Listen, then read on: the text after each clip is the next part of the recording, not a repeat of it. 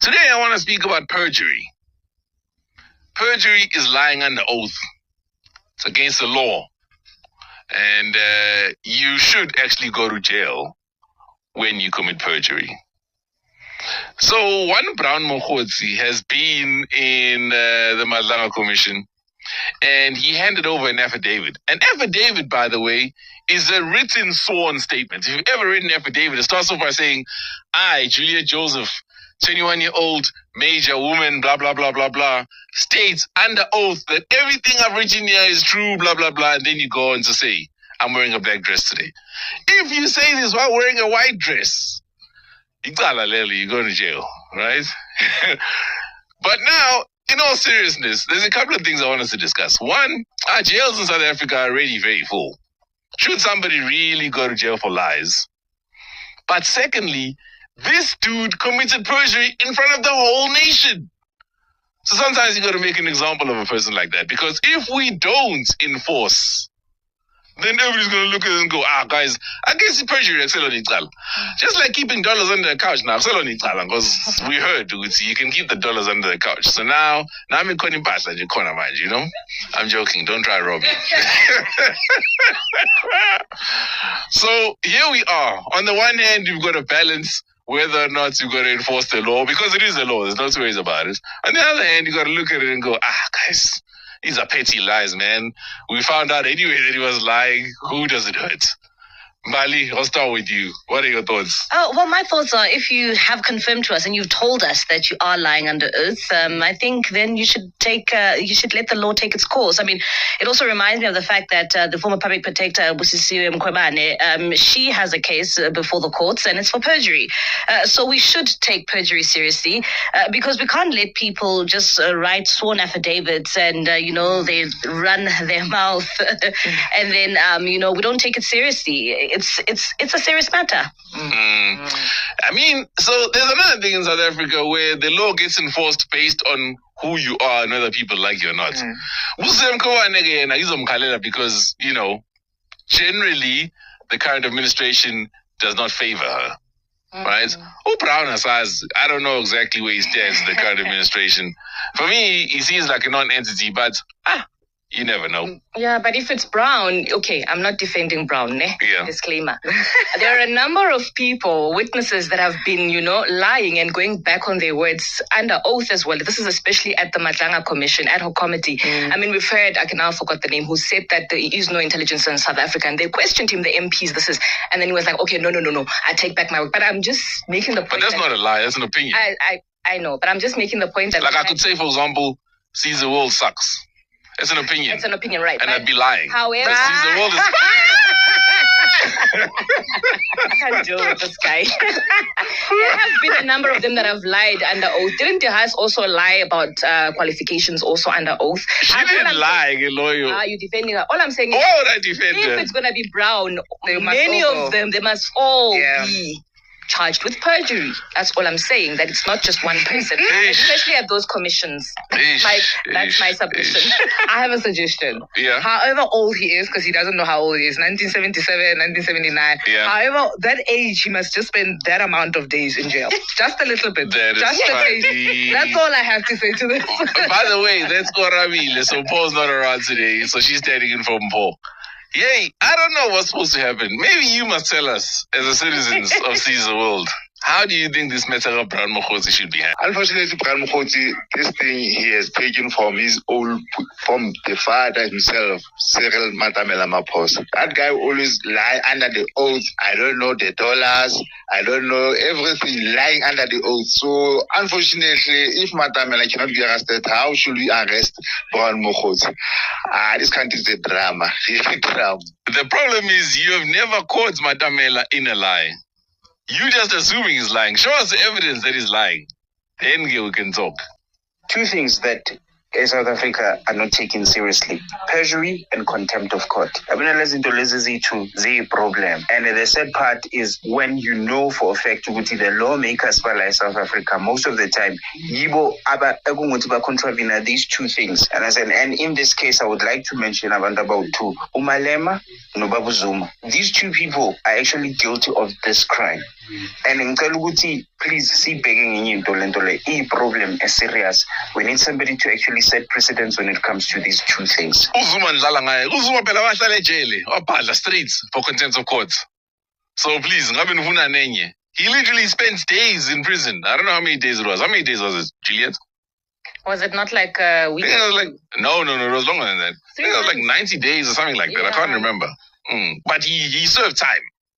Maybe in Dabaga Brian, they can look at it, or maybe there's a loophole of some sort because of the in and unbinding sitting. So maybe there's an advantage of some sort that they are aware of, and then he can say whatever that he wants to say just to complicate the scenarios and making it difficult for the commission to decide on a legal route. And also, as somebody says, Umkona has also lied. He submitted a statement, came back and say, I retract something about Ucele after Ucele mentioned. So it was a counter. It wasn't that he thought of it before. So here's the thing about perjury. If you swear, doesn't matter if you swore in the toilet. If you swear and then you lie under that oath, Baba, that's perjury. Clean. It's just as simple as that. Umkwanas will say he made a mistake. He'll say, I didn't lie, I made a mistake. That's what he said. He said he was led to believe based on the evidence. It's the admission, basically. And then once he got new evidence, then he came back and he corrected that mistake. So there's going to be a difference there.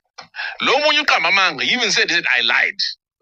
You sure that was his, okay. Yeah, so there's nothing else that can be done. And it doesn't matter, for example, where, as long as you lied under oath, where you did it is irrelevant. By the way, 15 months. I just quickly Googled it. 15 months? He was sentenced for 15 months, but he didn't serve 15 months. Yeah, he didn't serve. That's what I'm asking.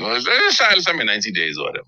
Your affidavit in your statement at paragraph 15, you say you were an Umkhonto we Sizwe operative in 1993. I never went outside. Wait for my question. Were you ever an Umkhonto we Sizwe operative? Yes, in the SDU, that's correct. Umkhonto we Sizwe had SDU, Self-Defense Unit. Yes. Do you know that Umkhonto we Sizwe was disbanded in 1993? Yes, I'm aware. Yes.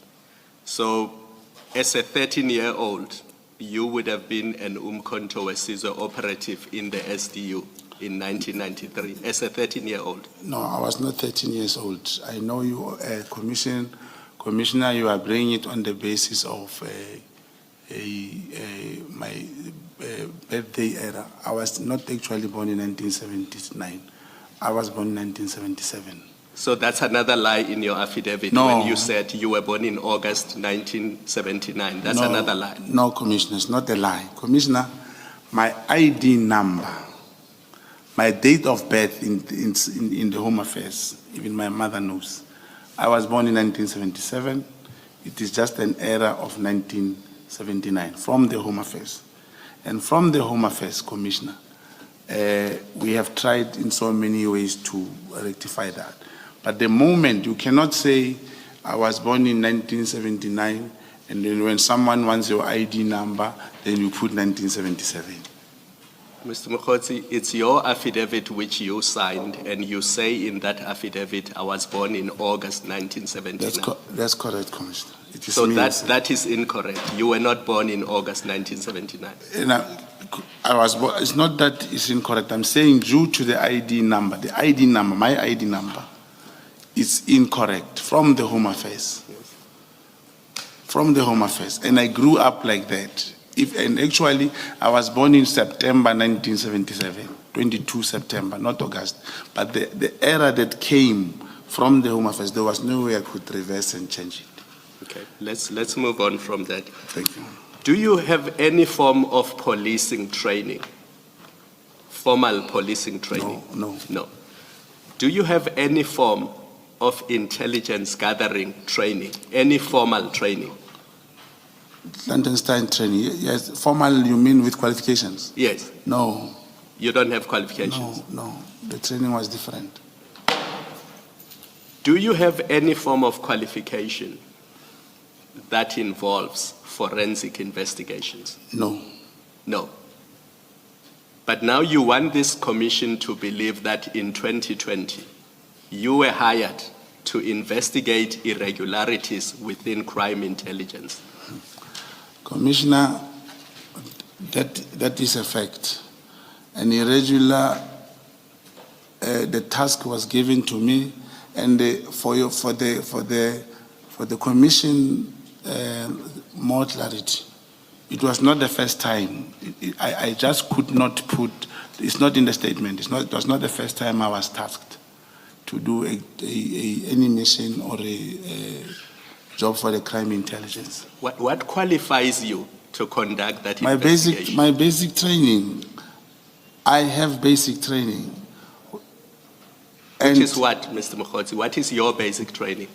On counterintelligence, crime intelligence, and counterintelligence. Where did you learn that?